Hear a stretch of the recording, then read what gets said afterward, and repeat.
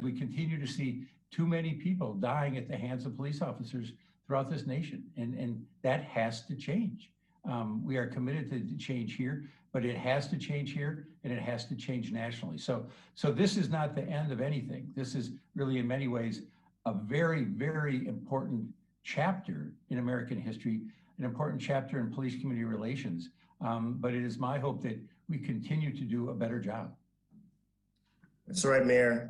I believe this is a continuation of what we've been seeing across the nation. If you look at in regards to Chicago's verdict in regards to the McDonald situation, we see that accountability is real and that we have to take a page out of the book of what we expect to the community, accountability in those actions. So I believe this is a continuation of that. We are not allowing certain acts or behaviors to go with unchallenged. I believe that as law enforcement is a watershed moment in regards to reflecting on what is our practices, what is our level of accountability within our organization, and that we need to stand as by our oaths and our commitment to our community in regards to ethical and better behavior in our community. And Chief, just as a quick follow-up. Go ahead, Ken. You got a follow-up? Yeah, just for the Chief, just a quick follow-up about preparations that were in place in anticipation of the verdict, canceling time off, whatever, anything like that you had in place.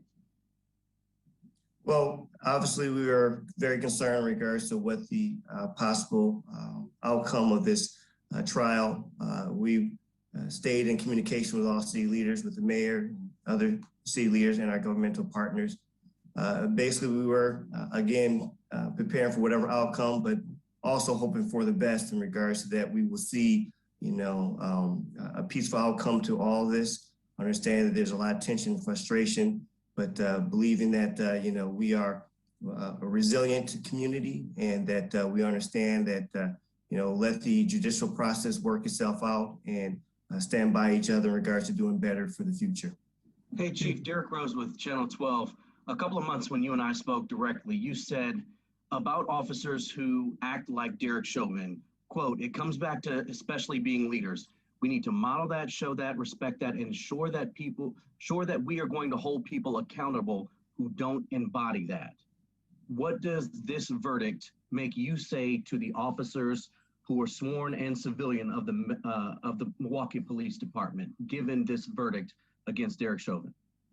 Well, I will first say that I'm very proud of the men and women of the Milwaukee Police Department.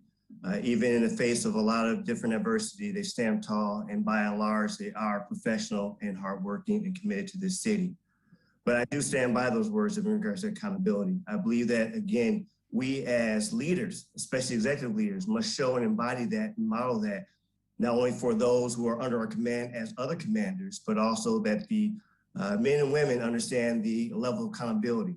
The Chauvin trial, again, puts back into perspective what accountability looks like and what happens to those who fall outside our lawful and expectations of a just community.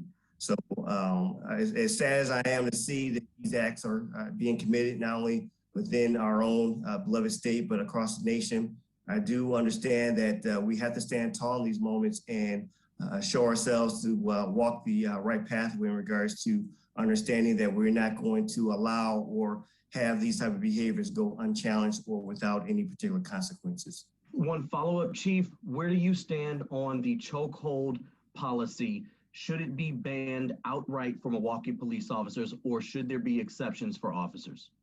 Again, I believe that we are standing by, we don't train it, we don't support it. I believe that we are in the right direction in regards to banning chokeholds. Again, we do have certain challenges in regards to what our state statute reflects in regards to uses for self-defense. But again, the Milwaukee Police Department stands by that we don't train it, we don't support allowing the chokehold, and that basically we do believe in that there should be a ban. Even if an officer's life is in danger, if an officer, he or she feels their life is in danger, should they be able to use a chokehold? State statute allows for self-defense, sir. Thank you, Chief. All right, thank you all very, very much.